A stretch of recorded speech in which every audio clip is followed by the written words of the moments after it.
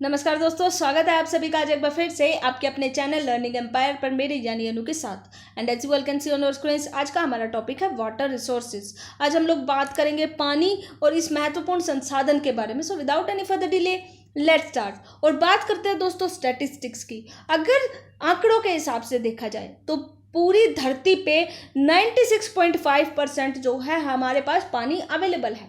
इसका मतलब क्या है कि पानी की पूरी धरती पे कोई कमी नहीं है। लेकिन ये जो पानी है इसके साथ समस्या ये है कि ये पानी सागर और महासागर के रूप में विद्यमान है, यानी ऐसा पानी जिसको हम इस्तेमाल नहीं कर सकते और पीना तो दूर की बात है। हम बात कर रहे हैं फ्रेश वाटर की। अगर फ्रेश वाटर की यानी ताज़े पानी की बात करें तो ये पूरी धरती पे सिर्फ 2.5% ही अवेलेबल है। तो अगर 2.5% फ्रेश वाटर अवेलेबल है तो इससे आप ऑटोमेटिकली अंदाज़ा लगा सकते हैं कि ऑलरेडी ही हमारे पास पानी की कितनी कमी है। इस 2.5% में से भी अगर देखा जाए तो 70% पानी ऐसा है जो ग्लेशियर के रूप में, बर्फ के रूप में धरती पे विद्यमान है, यानी जमा हुआ है पानी जिसको हम डायरेक्टली इस्तेमाल नहीं कर सकते। जिस पानी को हम डायरेक्टली इस्तेमाल करते हैं यानी नदी या अंडरग्राउंड वाटर के रूप में, वो सिर्फ और सिर्फ 30% ही है। ये जो पानी है दोस्तों, या तो आपको नदी या झील के रूप में दिखेगा या फिर ग्राउंड वाटर के रूप में दिखेगा। पानी की एक खासियत ये होती है कि ये अपने आप को रिचार्ज कर लेता है, रिन्यू कर लेता है। इसको किसी एक्सटर्नल फोर्स की ज़रूरत नहीं होती। इसके अंदर ही ऐसी कैपेबिलिटी होती है। आपको प्रेसिपिटेशन तो पता होगा, वाटर साइकिल तो पता होगा दोस्तों, कि जब पानी भाप बन के आसमान में जाता है तो अल्टीमेटली बादल बना लेता है, और ये बादल जो है जब बरसना शुरू करते हैं तो पानी जो है वापस से नदियों में, झीलों में चला जाता है। इस वजह से ये जो नदियाँ हैं, ये जो झीलें हैं, ऑटोमेटिकली अपने आप को रिचार्ज कर लेती है। इसीलिए हम कहते हैं कि पानी एक रिन्यूएबल सोर्स है, पानी एक नवीनीकृत सोर्स है। ठीक है, तो जब पानी अपने आप को खुद ही रिन्यू कर लेता है, नवीनीकृत सोर्स है, तो पानी की कमी क्यों हो जाती है? कमी को डिस्कस करने से पहले 3 मेजर सोर्सेज देखते हैं जहां से हमें फ्रेश वाटर मिलेगा। पहला सोर्स है प्रेसिपिटेशन यानी रेनफॉल। दूसरा सोर्स है सरफेस वाटर, रिवर और लेक्स। तो ये वो पानी है दोस्तों जिसको हम डायरेक्टली इस्तेमाल कर सकते हैं। तीसरा जो सोर्स है वो है ग्राउंड वाटर, यानी ऐसा पानी जो ज़मीन के नीचे स्टोर हो रखा है। इसको निकालने के लिए आपने देखा होगा नलकों का इस्तेमाल करते हैं लोग बाग, मोटे मोटे पाइप्स का इस्तेमाल करते हैं। समरसीबल्स शहरों में आपको मिलेंगे, गांव में आपको ट्यूबवेल मिलेगी। तो ये जो है भूमिगत जल के इस्तेमाल करने के तरीके हैं। तो ताज़े पानी के 3 स्रोत जिनको हम डायरेक्टली इस्तेमाल कर सकते हैं। अब हम बात करते हैं वाटर स्कार्सिटी की। एक रिपोर्ट पब्लिश हुई थी दोस्तों कुछ साल पहले। उस रिपोर्ट के अकॉर्डिंग ये बोला गया था कि भारत, जिसमें अभी बहुत ज़्यादा पानी विद्यमान है, 2025 में ऐसी सिचुएशन आएगी जब भारत जो है उन देशों में शामिल हो जाएगा जिसमें पानी की कमी है। तो आप सोच सकते हैं कितनी बुरी तरीके से हम पानी का इस्तेमाल कर रहे हैं, पानी को पोल्यूट कर रहे हैं, जिस वजह से पानी की कमी हो जाएगी। हम बात कर रहे हैं दोस्तों, पानी हम अपने आप को खुद ही रिन्यू कर लेता है। जब पानी अपने आप को खुद रिन्यू कर लेता है तो फिर पानी की कमी कैसे हो सकती है? ठीक है, तो वाटर स्कार्सिटी इसी को कहते हैं। वाटर स्कार्सिटी का मतलब होता है शॉर्टेज ऑफ वाटर। ऐसा पानी जो इस्तेमाल करने लायक कभी मिले ही ना, तो उसको बोला जाता है स्कार्सिटी ऑफ वाटर। जब हम वाटर स्कार्सिटी यानी पानी की कमी वाले एरियाज़ की बात करते हैं तो हम ऑटोमेटिकली हमारे दिमाग में ऐसी फ़ोटो आ जाती है, लंबी लंबी लाइनों में सिर पे मटका लिए खड़ी हुई औरतें, और राजस्थान का सीन दिखाई देने लगता है, डेजर्टेड एरिया दिखाई देने लगता है। तो जब हम वाटर स्कार्सिटी की बात करते हैं तो इसका मतलब ये है कि हम ऐसे एरिया की बात कर रहे हैं जहाँ पे बारिश बहुत कम होती है, और ऐसा एरिया जो ड्रॉट प्रोन होता है, जहाँ पे सूखा बहुत ज़्यादा पड़ता है। ऑटोमेटिकली हमारे दिमाग में ऐसी फ़ोटोज़ आने लगती है। तो एक रीज़न तो हमें पता चल गया, पानी की कमी तब होती है जब बारिश नहीं होती है। ये तो नेचुरल रीज़न है। अब बात करते हैं बाकी दूसरे रीजन्स की, जो मैं कहूँ तो मैन मेड रीज़न है वाटर स्कार्सिटी के। पहला जो रीज़न है वो है लार्ज पॉपुलेशन। जैसे जैसे जनसंख्या बढ़ती है, जैसे जैसे पॉपुलेशन बढ़ती है, पॉपुलेशन को पेट भरने के लिए खाना चाहिए। अब अगर उसको खाना चाहिए तो उसके लिए उसकी डिमांड बढ़ेगी। जब फूड डिमांड बढ़ेगी तो सप्लाई बढ़ाने के लिए प्रोडक्शन बढ़ाना पड़ेगा, यानी कि किसानों को ज़्यादा खेती करनी पड़ेगी। किसान ज़्यादा खेती करने के लिए 2 चीज़ें करेगा। पहला तो वो ज़्यादा से ज़्यादा पानी का इस्तेमाल करेगा, सिंचाई ज़्यादा करेगा। दूसरा जो काम करेगा वो केमिकल्स का यूज़ करेगा, फर्टिलाइजर्स का यूज़ करेगा। तो इससे क्या होगा, इससे पहली तरफ तो ये होगा दोस्तों कि पानी का हद से ज़्यादा इस्तेमाल होगा, यानी एक्सप्लॉइटेशन ऑफ वाटर होगा, पानी का दोहन होगा। दूसरा ये है कि जब किसान फर्टिलाइजर्स का इस्तेमाल करेगा, केमिकल्स का इस्तेमाल करेगा, तो वो जो केमिकल हैं इवेंचुअली जाएंगे ज़मीन के नीचे, और ज़मीन के नीचे जो पानी मौजूद है उस पानी में मिल जाएंगे, जिस वजह से जो ग्राउंड वाटर है वो पोल्यूटेड हो जाएगा। तो लार्ज पॉपुलेशन की वजह से दो चीज़ें हो रही हैं। पहला तो एक्सेसिव यूज ऑफ वाटर हो रहा है, और दूसरा वाटर पोल्यूशन हो रहा है। ये सिर्फ गांव की बात नहीं है दोस्तों, शहरों की भी बात है। शहरीकरण जब बढ़ता है तो शहरों में एक उम्मीद जागती है युवाओं की कि उनको शहरों में नौकरी मिलेगी। अच्छी नौकरी के लिए गांव से युवा पलायन करते हैं शहरों की तरफ। इसी वजह से शहरों का विकास हो रहा है, और धीरे धीरे कई गांव जो है डेवलप हो रहे हैं और शहरों में बदलने लग रहे हैं। जब शहर बनते हैं तो उन शहरों के साथ साथ चलती है इंडस्ट्रीज, यानी फैक्ट्रीज। जब फैक्ट्री बनेगी तो फैक्ट्री में मशीनों को चलाने के लिए पानी की ज़रूरत पड़ती है। कई बार आप ये देखोगे दोस्तों कि कई बड़ी बड़ी मशीनों को ठंडा करने के लिए भी पानी की ज़रूरत पड़ती है। इस वजह से क्या होता है, शहरों में भी ओवर एक्सप्लॉइटेशन होता है पानी का। अब यहाँ पे भी पानी का हद से ज़्यादा दोहन हो रहा है। दूसरी तरफ जब इंडस्ट्रीज में से केमिकल वेस्ट निकलता है तो वो वेस्ट जो है एज इट इज़ पानी के अंदर, नदियों के अंदर छोड़ दिया जाता है, जिस वजह से हम ये देखते हैं कि नदियाँ जो है बहुत बुरी तरीके से प्रभावित हो जाती हैं। तो आप देखते होंगे दोस्तों कि कई नदियाँ तो इतनी बुरी तरीके से प्रभावित हो जाती है, सरकार जो है, कोर्ट जो है उनको डेड घोषित कर देता है, मरा हुआ घोषित कर देता है। तो बहुत शर्म की बात है दोस्तों, ह्यूमन एक्टिविटीज़ की वजह से कोई नदी यदि मर जाए तो बहुत ज़्यादा शर्म की बात है। इसका मतलब ये है कि उस नदी में बहुत ज़्यादा पोल्यूशन हो चुका है। तो हम क्या देख रहे हैं दोस्तों कि लार्ज पॉपुलेशन की वजह से, इंडस्ट्रियलाइजेशन की वजह से दो चीज़ें हो रही हैं। एक तो पानी का हद से ज़्यादा इस्तेमाल हो रहा है, जिसकी वजह से पानी की कमी हो रही है। दूसरा, जो पानी बचा कुचा है उसको भी हम पोल्यूट कर रहे हैं। इस वजह से जब पानी बचेगा ही नहीं पीने लायक तो फिर ऑटोमेटिकली पानी की कमी हो जाएगी। और वही यहाँ पे मैंने मेंशन किया हुआ है, excessive use of water by industries. Industry जैसे आप ये देखिए, हाइड्रो इलेक्ट्रिक पावर जब जनरेट की जाती है, यानी बिजली से जब पानी बनाई जाती है, तो आप ये देखिए दोस्तों, गर्मियों में बिजली की बहुत ज़्यादा डिमांड बढ़ जाती है। तो इस बढ़ी हुई डिमांड को सेटिस्फाई करने के लिए पानी का बहुत ज़्यादा इस्तेमाल किया जाता है, जिस वजह से फिर बिजली बनती है और हमारे घरों तक पहुंचती है। तो सारी की सारी जो रिजल्ट है दोस्तों वो ह्यूमन एक्टिविटीज़ के कारण है। अगर ह्यूमन एक्टिविटीज़ को कंट्रोल में कर लिया जाए तो पानी की कमी से टैकल किया जा सकता है। अब बात करते हैं कि अगर ग्राउंड वाटर रिसोर्सेज को हम इसी तरीके से ओवर एक्सप्लॉइट करते रहे, इसी तरीके से इनका दोहन करते रहे, तो फ्यूचर में हमें क्या देखने को मिलेगा? हमें देखने को मिलेगा दोस्तों, सबसे पहले तो ग्राउंड वाटर का लेवल जो है बहुत कम हो जाएगा। जब ग्राउंड वाटर का लेवल कम हो जाएगा तो इस वजह से अवेलेबिलिटी ऑफ वाटर नहीं हो पाएगा, यानी पीने के लिए तो नहीं मिल पाएगा पानी, प्लस किसानों को सिंचाई करने के लिए भी पानी नहीं मिल पाएगा।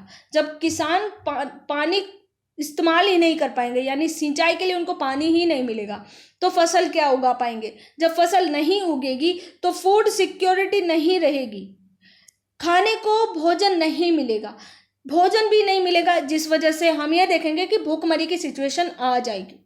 इसी के साथ ही इकोलॉजिकल साइकिल जो हम ये देखते हैं कि पानी भाप बन के आसमान में जाता है और वापस से फिर बारिश बन के ज़मीन पे बरस जाता है, ये डिस्टर्ब हो जाएगा। अब ये कैसे डिस्टर्ब होगा? ये ऐसे डिस्टर्ब होगा दोस्तों कि मान लीजिए हम इसी तरीके से पानी का दोहन करते रहे और पानी का लेवल कम हो गया। जब ग्राउंड वाटर कम हो जाएगा तो जानवरों को पानी नहीं मिलेगा।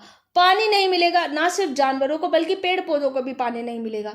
जब पेड़ पौधों को पानी नहीं मिलेगा तो वो सूख जाएंगे और इवेंचुअली क्या देखेंगे कि जंगल के जंगल तबाह हो जाएंगे। आजकल आप लोगों ने नोटिस किया होगा कि बहुत सारी ऐसी खबर आती है जब जंगल में आग लग जाती है। उत्तराखंड में तो बहुत नॉर्मल हो गया ये। इसी तरीके से पिछले साल अमेजोन में आग लगी थी, अमेजोन रेन फॉरेस्ट में आग लगी थी। और इसी तरीके से आपको याद होगा ऑस्ट्रेलिया में बुश फायर हुई थी। तो दोस्तों इतनी भयानक आग इसीलिए लगती है क्योंकि पानी की कमी हो रही है। अब बात करते हैं वाटर पोल्यूशन की। तो क्या मेजर रीजंस हैं वाटर पोल्यूशन के? तो 4 मेजर रीजंस मैंने यहाँ पे कोट कर दिए हैं। पहला है डोमेस्टिक वेस्ट, अर्बन सीवर्स का मतलब एज इट इज़ उनको नदियों में बहा देना। डोमेस्टिक वेस्ट हो गया, जैसे कई तरीके की पन्नियाँ हो गई, हम कूड़ा लेते हैं और कूड़े को एज इट इज़ पानी में फेंक देते हैं। अगर आप बीच पे घूमने जाएंगे तो बीच पे भी आपको इसी तरीके से मतलब इसी तरीके से गंदगी मिलेगी, है ना। तो कितने भी बड़े बड़े बीचेस क्यों ना हो, वहाँ पे अगर डोमेस्टिक वेस्ट आपको मिलेगा तो बहुत शेम की बात है, शर्म की बात है। पढ़े लिखे इंसान होके भी अपना कूड़ा डस्टबिन में ना डालने की बजाय सड़कों पे डालते हैं। इस वजह से क्या होता है कि जो ये वेस्ट है ये अल्टीमेटली नदियों में जाके मिल जाता है और नदियाँ पोल्यूटेड हो जाती हैं। अर्बन सीवर्स जो हैं ये तो डायरेक्टली ही इनका कनेक्शन ऐसा होता है कि अल्टीमेटली ये नदियों में जाके मिल जाते हैं और फाइनली हमारी नदियाँ जो है गंदी हो जाती हैं। आपको याद होगा, शायद आपने सुना भी ना हो, ये जो लेक है दोस्तों, इस लेक का नाम है बेलांदुर लेक। और बेलांदुर लेक के बारे में अगर आप सर्च करेंगे तो आप पाएंगे कि बेंगलोर की लेक है। ये इंडिया में बेंगलोर है, बेंगलोर में एक लेक है बेलांदुर लेक।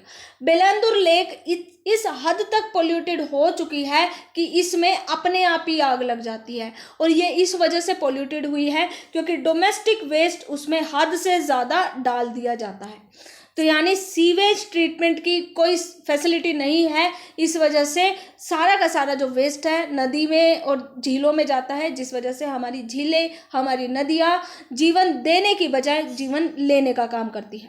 दूसरी तरफ वही सेम प्रॉब्लम इंडस्ट्रियल वेस्ट के साथ है। इंडस्ट्री के जो बड़ी बड़ी जो इंडस्ट्रीज़ होती है, जो बड़ी छोटी कैसी भी हो, ये इंडस्ट्रीज़ क्या करती है, अपना थोड़ा सा पैसा बचाने के लिए सारा का सारा जो केमिकल वेस्ट है वो एज इट इज़ नदियों में बहा देती है, उसको ट्रीट नहीं करती। अनट्रीटेड जब सीवेज नदियों में बहा दिया जाता है तो ऑटोमेटिकली हम ये देखते हैं कि नदियाँ बहुत ज़्यादा पोल्यूटेड हो गई हैं। कोरोना काल के पहले आपको याद होगा दोस्तों, यमुना रिवर है, गंगा रिवर है, इनकी कैसी कैसी तस्वीरें हमारे सामने आती थी। तीसरा जो रीज़न है वो है ह्यूमन एक्टिविटीज़ का। तो आप ये देख सकते होंगे दोस्तों, कई सारे ऐसे फेस्टिवल हैं जिनमें नदियों में डायरेक्टली हम नदियों के पानी में डायरेक्टली हम लोग क्या करते हैं, पोल्यूटेंट को बहा देते हैं। जैसे मूर्ति विसर्जन, बहुत अच्छी मान लीजिए दोस्तों कि मूर्ति विसर्जित करते समय हमारी इंटेंशन गलत नहीं होती, हम लोग मन में भक्ति भाव रखते हैं और इस वजह से हम लोग जो है मूर्ति विसर्जित करते हैं इस उम्मीद में कि भगवान दोबारा से दर्शन देंगे और दोबारा से हमें ये सब करने का मौका मिलेगा। मूर्ति विसर्जन गलत बात नहीं है। गलत बात यह है दोस्तों, जब उस मूर्ति के ऊपर जब पेंट लगा होता है तो वो पेंट कई तरीके के केमिकल से बनता है। मूर्ति जब हम विसर्जित करते हैं तो उसी के साथ हम विसर्जित करते हैं पेंट। वो पेंट अल्टीमेटली जब पानी में घुलता है तो पानी को पोल्यूट कर देता है। तो ह्यूमन एक्टिविटीज़ जो हैं कई तरीके से पानी को पोल्यूट करती है। हम अपने जानवरों को नहला देते हैं नदियों में, एज इट इज़ नहला देते हैं, गंगा नदी में एज इट इज़ जाके स्नान करने लगते हैं। तो इस तरीके से क्या होता है दोस्तों, रिवर वाटर पोल्यूशन होता है। लास्टली अगर मैं बात करूं एग्रीकल्चरल सेक्टर से, यानी कि जब वहाँ पे फर्टिलाइजर्स का इस्तेमाल होता है अपनी फसलों को बढ़ाने के लिए, तो वो फसलों को तो बढ़ाते हैं, साथ ही साथ वो वाटर पोल्यूशन भी करते हैं। तो बहुत सारी चीज़ें हैं दोस्तों जिन पे ध्यान देने की ज़रूरत है, जिनको सुधारने की ज़रूरत है।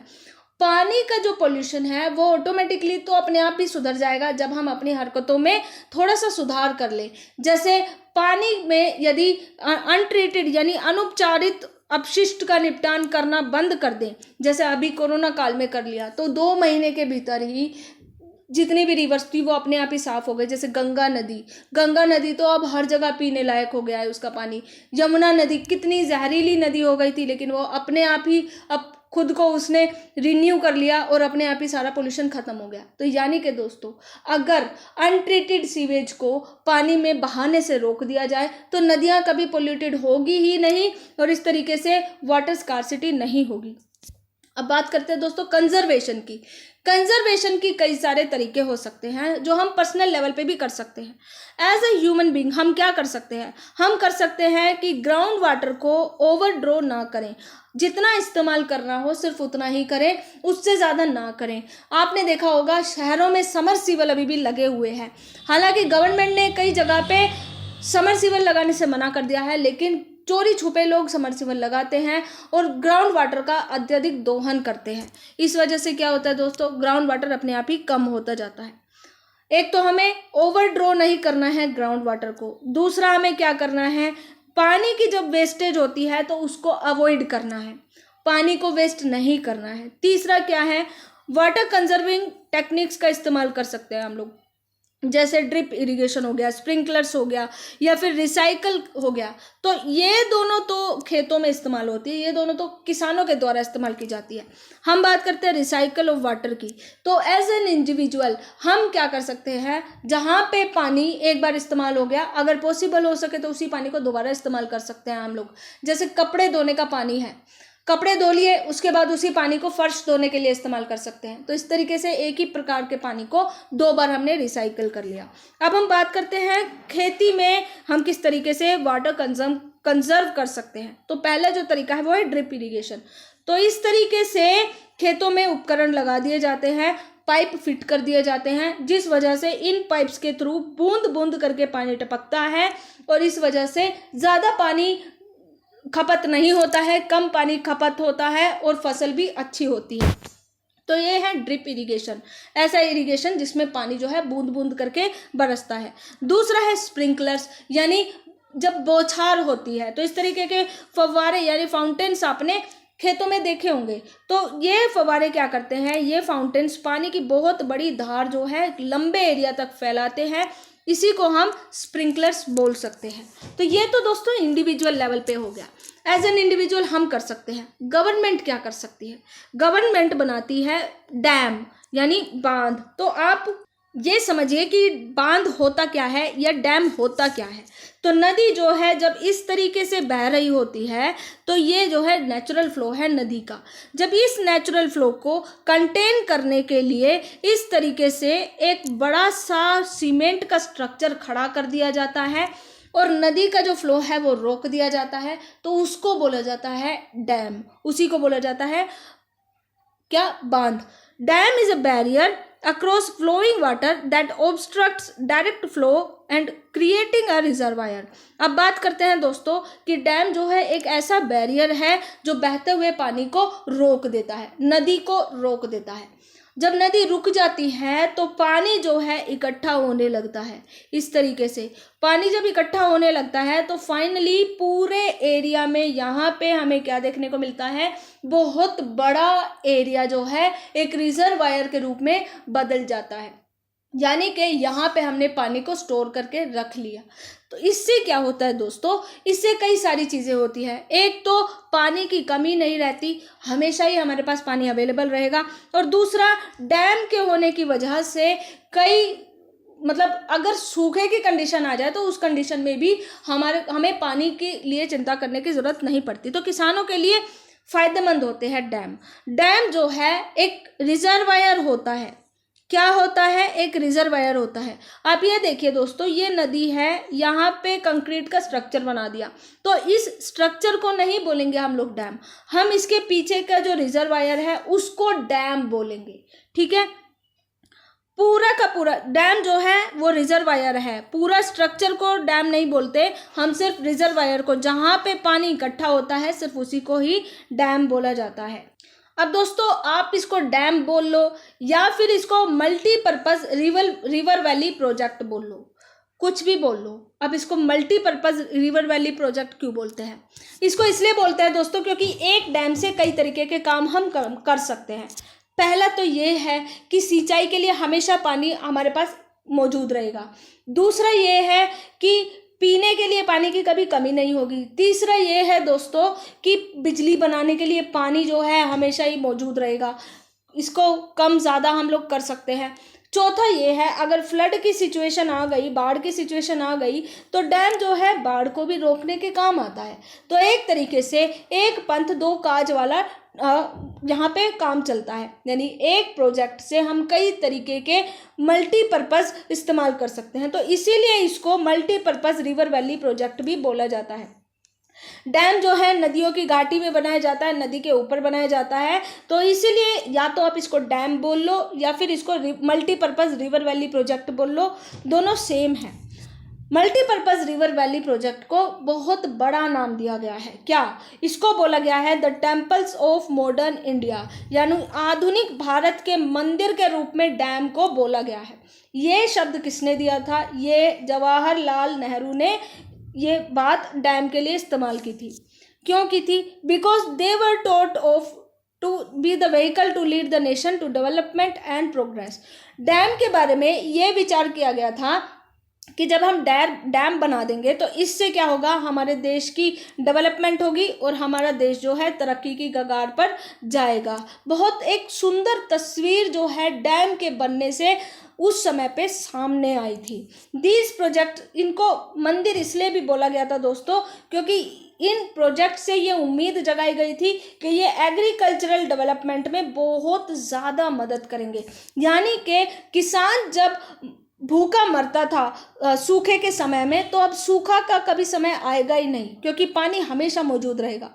तीसरा ये है कि इससे विलेज में ग्रोथ बढ़ेगी, विलेज डेवलप होगा। ना सिर्फ गांव में डेवलपमेंट आएगी बल्कि शहरी इकोनॉमी में भी डेवलपमेंट आएगी, एग्रीकल्चर बढ़ेगा, इंडस्ट्री बढ़ेगी, इस वजह से भारत का विकास होगा। इसीलिए इनको the temple of modern India बोला जाता है और इसी को ही बहुउद्देशीय नदी घाटी परियोजना भी बोला जाता है। अब बात करते हैं डैम की एडवांटेजेस की। तो मल्टीपर्पज़ रिवर वैली प्रोजेक्ट या डैम, इसकी क्या एडवांटेज है? पहली एडवांटेज तो ये है कि जिन एरियाज़ में पानी की कमी होती है उन एरियाज़ में पानी आसानी से पहुंचाया जा सकता है। कैसे? आप ये मान लीजिए दोस्तों कि ये है पानी की कमी वाला एरिया। अब यहाँ से बिल्कुल पास से एक नदी बहती है। लोगों के लिए इतने किलोमीटर तक दूर जाके इस नदी से पानी लाना बहुत ज़्यादा मुश्किल काम होता है, लेकिन लोगों के पास और कोई ऑप्शन है नहीं। अब क्या होगा, इस एरिया में इरिगेशन बहुत मुश्किल हो जाएगा, एग्रीकल्चर करना बहुत मुश्किल हो जाएगा। तो इस मुश्किल को सॉल्व करने के लिए क्या किया जाएगा? डैम बना दिया जाएगा। जब इस नदी के ऊपर डैम बना दिया जाएगा तो यानी कि इस पानी से एक चैनल निकाल दी जाएगी, यानी कि एक छोटी सी एक संकरी सी नहर बना दी जाएगी। उस नहर की वजह से इस डैम का जो पानी है वो उस गांव तक भी इजीली पहुंच जाएगा। इस वजह से हम क्या देखेंगे कि जो एरिया पानी की कमी से जूझ रहा था अब उस एरिया में इजीली पानी प्रोवाइड करा दिया गया है। तो पहला रीज़न तो ये है दोस्तों, पहली एडवांटेज तो ये है कि जिन एरियाज़ में पानी की कमी होती है उन एरियाज़ में इजीली पानी पहुंचाया जा सकता है। ठीक है। दूसरा जो फ़ायदा है वो ये है कि जब डैम बनेगा तो उस वजह से इलेक्ट्रिसिटी जनरेशन भी ज़्यादा से ज़्यादा किया जाएगा और इंडस्ट्री और घरों के लिए ज़्यादा से ज़्यादा बिजली बनाई जाएगी। तो इलेक्ट्रिसिटी बनाने के लिए भी डैम का इस्तेमाल होता है। फ्लड कंट्रोल में डैम मदद करते हैं। और lastly useful for recreation, inland navigation and fish breeding. तो दोस्तों अगर मैं बात करूँ फ्लड को कंट्रोल करने की, तो मान लीजिए एक नदी है वो अपने आप बह रही है, आराम से बह रही है, अभी डैम बना नहीं है, बारिश हो जाती है, खूब तेज बारिश होती है, मूसलाधार बारिश होती है, कई दिनों तक ये बारिश होती रहती है। इस वजह से क्या होगा, नदी का जो पानी है वो बढ़ जाएगा। अब जब नदी का पानी बढ़ जाएगा तो वो चारों तरफ फैल जाएगा, आसपास का जितना भी एरिया होगा पानी के अंदर आ जाएगा, यानी कि उन एरियाज़ में बाढ़ आ जाएगी। तो ये है दोस्तों ऐसी सिचुएशन जब डैम नहीं है। अब बात करते हैं जब डैम है। तो नदी जो है एज इट इज़ है, लेकिन इस नदी के ऊपर एक बांध बना दिया गया है। अब जब बांध बना दिया गया है, एक डैम बना दिया गया है, तो बारिश हो रही है मूसलाधार। जब मूसलाधार बारिश होगी तो फिर इस नदी में पानी बढ़ेगा। जब इस नदी में पानी बढ़ता है दोस्तों तो डैम के ऊपर आ जाता है बहुत ज़्यादा बोझ। इस बोझ को कम करने के लिए डैम में आप देखते होंगे, अगर आपने फोटोज़ में देखा होगा या रियल में देखा होगा, तो कई तरीके के दरवाजे होते हैं। इन दरवाज़ों को खोल दिया जाता है और ये जो पानी है एक निश्चित चैनल में बहने लगता है, यानी कि नियंत्रित होके पानी को रिलीज़ किया जाता है। तो इस तरीके से क्या होता है दोस्तों, इस तरीके से आसपास के एरिया में बाढ़ नहीं आती है। तो इस तरीके से हम ये देखते हैं कि डैम जो है फ्लड कंट्रोल करने में बहुत ज़्यादा हेल्पफुल होता है। इसी तरीके से इलेक्ट्रिसिटी जनरेशन में भी डैम का इस्तेमाल किया जाता है और ये इनलैंड नेविगेशन के लिए, फिश ब्रीडिंग के लिए इस्तेमाल किया जाता है, मछली पालन के लिए डैम का इस्तेमाल किया जाता है, नेविगेशन के लिए इस्तेमाल किया जाता है, और दूसरी बात मनोरंजन के लिए भी। तो जहाँ पे डैम आपको मिलता है ना, वहाँ पे एक टूरिस्ट प्लेस बन जाता है। तो ये तो हो गई दोस्तों एडवांटेजेस, खासियत डैम के बारे में। अब हम बात करते हैं डिसएडवांटेजेस की। तो डिसएडवांटेज क्या होती है, इससे क्या होता है? पहला तो ये है कि रिवर का नेचुरल फ्लो जो है वो प्रभावित होता है। 9वीं क्लास में आप सभी ने पढ़ा होगा दोस्तों कि नदी का एक अपना गोल होता है, अल्टीमेट गोल, और वो गोल ये होता है कि नदी जो है फाइनली सी में जाके मिल जाती है। समुद्र से मिलना नदी का अल्टीमेट गोल होता है। लेकिन अब क्या हो रहा है, हमने बहती हुई नदी को ऑब्स्ट्रक्ट कर दिया, बीच में हमने डैम बना दिया, जिस वजह से हमने क्या किया कि नदी के पानी को रोक दिया। अब पहले अगर डैम नहीं था तो नदी में हम सभी को पता है कई तरीके की गाद होती है, मिट्टी होती है, कंकड़ पत्थर सब होते हैं। तो नदी के साथ बह के आते हैं और फाइनली नदी क्या करती है, इन सब मिट्टी को, इन कंकड़ पत्थर को अपने डेल्टा में छोड़ देती है और फाइनली ये सी में जाके मिल जाती है। तो इस तरीके से नदी जो है नेचुरली काम करती है। इससे क्या होता है, इससे जो सेडिमेंट होता है वो अब मतलब लिमिटेड मात्रा में नदी के साथ बहता रहता है, इससे कोई दिक्कत नहीं होती। लेकिन जब डैम बन जाता है तो इस वजह से क्या होता है दोस्तों कि पीछे से लगातार नदी आ रही है, अपने साथ कई तरीके का सेडिमेंट्स लेके आ रही है। वो सेडिमेंट जो है डैम के बेड पे इकट्ठा हो जाएगा। जब डैम के बेड पे सेडिमेंट इकट्ठा हो जाएगा तो इस वजह से क्या होता है, पहला तो ये है कि नेचुरल फ्लो ऑफ रिवर ये हमने ख़त्म कर दिया। दूसरा ये है कि इसी वजह से जो डैम का बेस है उसमें सेडिमेंट्स लगातार इकट्ठे होने लग रहे हैं। इसके बाद क्या होता है कि जब सेडिमेंट्स लगातार इकट्ठे होते हैं तो ये कहाँ पे जाते हैं, रिजर्वायर के बॉटम में हम ये देखते हैं कि हद से ज़्यादा सेडिमेंट्स इकट्ठे हो जाते हैं। इससे क्या होता है, इससे होता है कि जो नदी है उसका जो बेड है, रिवर बेड है, वो पुअर हैबिटेट बन जाता है एक्वेटिक लाइफ के लिए। फॉर एग्जांपल ये नदी है, जब यहाँ पे नीचे सेडिमेंट्स इकट्ठे हो जाएंगे तो नदी में खाली पानी थोड़ी ना रहता है, मरीन लाइफ भी रहती है। तो मरीन लाइफ के लिए ये सेडिमेंट्स बहुत बड़ा खतरा बन जाते हैं। पहली बात तो ये है कि मरीन लाइफ को इससे बहुत ज़्यादा बुरा प्रभाव पड़ता है। दूसरी बात यह है दोस्तों कि मरीन लाइफ जो डैम के आने से पहले इस तरीके से फ्रीली फ्लो करती थी, अब ना सिर्फ नदी का फ्लो बंद हो गया है बल्कि हैबिटेट के लिए भी एक तरीके से हमने उनका फ्री फ्लो बंद कर दिया है। तो इस वजह से क्या होता है कि एक तो जो नदी है उसका सरफेस वो पथरीला हो जाता है, जो पुअर हैबिटेट बन जाता है एक्वेटिक लाइफ के लिए। तीसरा क्या है कि जो एग्जिस्टिंग वेजिटेशन है और मिट्टी है वो सारी की सारी पानी के अंदर सबमर्ज हो जाती है। ऑब्वियस सी बात है दोस्तों, नदी है, नदी इस तरीके से बह रही है तो इसके आसपास जो गांव है वहाँ पे तो वेजिटेशन है ना, लेकिन जब नदी को रोक के बांध बना दिया गया तो नदी जो है आसपास के गांव वाले एरिया को अपने अंदर ले लेगी, जिससे क्या होगा कि सबमर्जेंस ऑफ वेजिटेशन हो जाएगा और सोइल हो जाएगा, यानी आसपास की जितनी भी ज़मीन है वो सारी की सारी नदी के अंदर, नदी के पानी के अंदर चली जाएगी। तो वो सब रिजर्वायर के अंदर चली जाती है। इससे क्या होता है, सोइल फर्टिलिटी भी बुरी तरीके से अफेक्ट होती है, सोइल में सैलिनिटी आ जाती है, नमकीनपना आ जाता है। Large scale of displacement of local communities, तो जिन लोगों के घर अब डैम की भेंट चढ़ गए हैं वो लोग कहाँ जाएंगे। तो इस वजह से क्या होता है दोस्तों, गांव के गांव खाली हो जाते हैं और अल्टीमेटली लोगों को अपना घर छोड़ के किसी दूसरी जगह पे जाके रहना पड़ता है। कई तो ऐसे भी लोग होंगे दोस्तों जो दिल्ली में आपको मिल जाएंगे, झुग्गी झोपड़ियों में रहते हुए, जो लोग अपना गांव का इसीलिए ही घर छोड़ के आए थे क्योंकि वहाँ पे रिवर डैम बन गया है। तो दोस्तों एडवांटेज भी है और डिसएडवांटेजेस भी हैं। मेनली क्या इस्तेमाल होता है डैम का? मेन पर्पस बहुत कुछ होते हैं, जिनमें से एक पर्पस ये होता है दोस्तों कि लोकल पीपल जो है उनकी ज़िंदगी को हम सुधार सकें। जब वहाँ पे रहने वाला लोकल समुदाय ही नहीं रहेगा तो डैम का क्या फ़ायदा। बहुत सारे इसी को लेके आर्ग्यूमेंट जो है किए जाते हैं।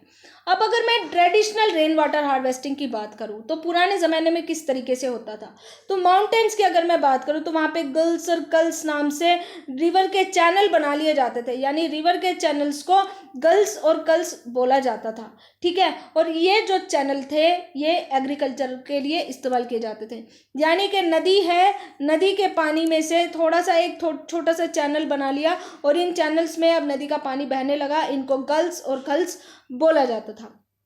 ये था माउंटेन एरिया में पानी को हार्वेस्ट करने का मेथड।